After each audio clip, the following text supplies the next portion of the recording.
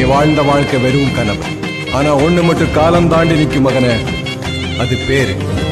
இப்படி ஒருத்தன் வாழ்ந்தாங்கிற பேரு முக்கியம். பேருக்காக தான் காலங்காலமா யுத்தங்கள் நடக்குது.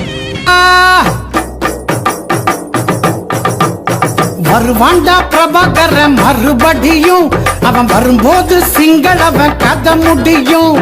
வருவாண்டா பிரபாகர மறுபடியும், அவன் வரும்போது சிங்களவன் கதை முடியும். ஐயம் இருந்தா விட்டு தள்ளுடா, அண்ணன் படையில் சேர்ந்து எதிரிய நீ சுட்டு தள்ளுடா. ஐயம் இருந்தா விட்டு தள்ளுடா, அண்ணன் படையில் சேர்ந்து எதிரிய நீ சுட்டு தள்ளுடா. வருவாண்டா பிரபாகர மறுபடியும், அவன் வரும்போது சிங்களவன் கதை முடியும்.